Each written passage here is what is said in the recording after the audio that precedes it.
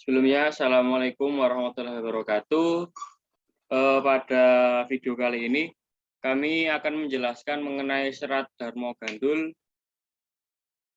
sebagai tugas dari mata kuliah sastra mistik.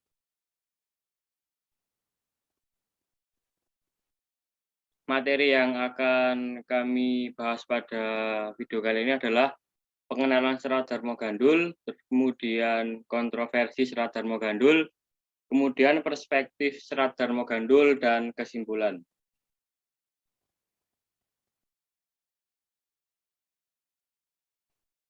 Pengenalan serat Dharma Gandul. Serat Dharma Gandul adalah karya sastra Jawa baru berbentuk puisi tembang mocopat yang menceritakan jatuhnya Majapahit karena serangan tentara Demak yang dibantu oleh Wali Songo. Dharma Gandul ditulis oleh Ki Kalamwadi dengan waktu penulisan Sabtu Legi 23 Ruah 1830 Jawa atau Sangkala Wung Guneng Ngestinoto sama dengan 16 Desember 1900.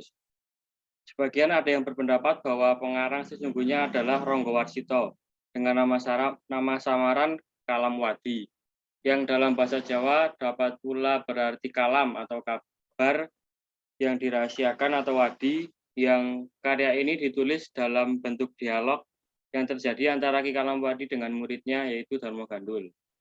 Namun teori itu mudah sekali untuk terbantah karena Ronggo Warsito telah meninggal 29 tahun sebelumnya. Sampai saat ini, penulisnya masih perlu diteliti identitas sebenarnya.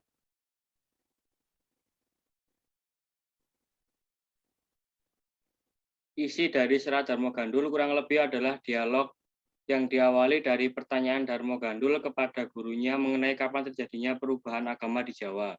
Disebutkan bahwa Ki Kalamwadi kemudian memberikan keterangan-keterangan berdasarkan penjelasan dari gurunya yang bernama Raden Budi.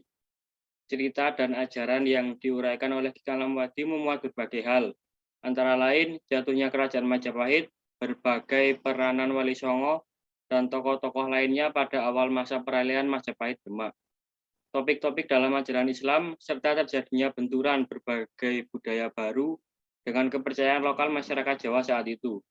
Hampir seluruh isi serat Dharma Gandul merupakan bentuk turutan dari cerita babat yang telah ada sebelumnya.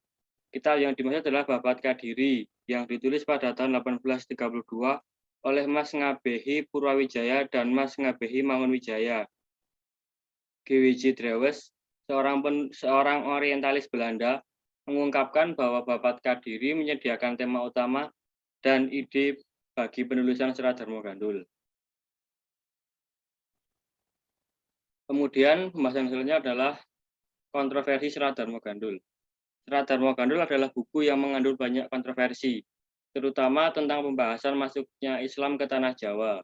Buku Dharma Gandul ini banyak memiliki kesalahan data dalam mengungkap fakta sejarah, seperti cerita keruntuhan Majapahit yang disebabkan oleh serangan Raden Patah yang masih merupakan anak dari Prabu Wijaya dan dianggap sebagai anak durhaka.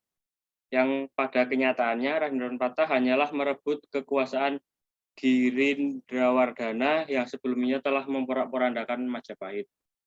Kontroversi yang lainnya yaitu penyajian pikiran-pikiran teks tentang seks yang digunakan sebagai penafsiran materi ajaran Islam pada kedudukan pornografis. Di dalam buku ini juga sebelumnya menyatakan pendapat bahwa babi dan anjing lebih baik dari kambing curian dan penghinaan dengan gaya Jarwo Dosok terhadap Quran. Jarwo Dosok merupakan gaya bahasa penulisan atau bahasa lisan khas para pelawak Jawa atau mencari persamaan bunyi yang cenderung lucu atau porno. Terdapat kalimat-kalimat lain yang juga menunjukkan penghinaan terhadap Islam.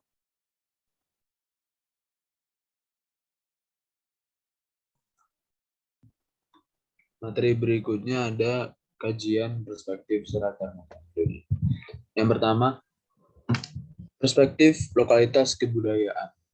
Di dalam Dharma Gandul, perspektif ini muncul ketika runtuhnya kerajaan Majapahit sekaligus masuknya Islam, sehingga Brawijaya V akhirnya memeluk Islam. Akan tetapi, kedua abdi kerajaan yaitu Sabdo Palon dan Nayakinggong memilih pergi dan menganggap bahwa wajah asli Jawa akan hilang jika mereka memeluk Islam. Yang kedua, perspektif agama.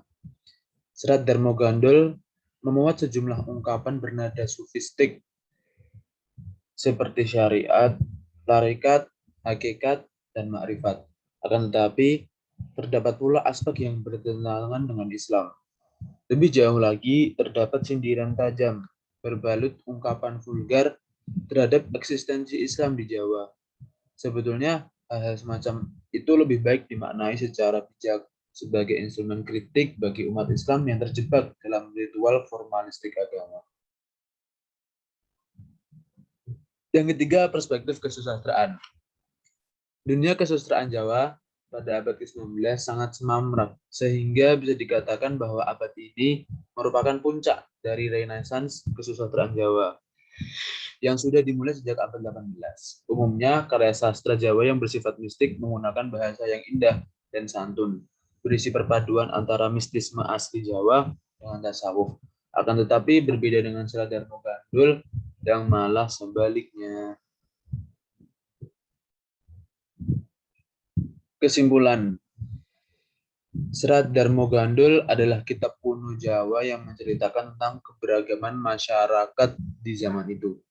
Karena masih adanya pemikiran yang bervariasi mengenai masuknya Islam ke Pulau Jawa atau bagaimana cara Islam menanamkan ajarannya pada masyarakat. Dalam kitab tersebut menggambarkan tentang masih adanya pengaruh keberagaman dengan agama yang sudah mengental pada masyarakat, sehingga sulit untuk dilepaskan dan beradaptasi dengan agama yang baru. Bahkan di dalam Serat Darmogandul, kebanyakan isinya menjelek-jelekan dan menghina Islam, yang pada waktu itu sebagai agama baru menurut mereka.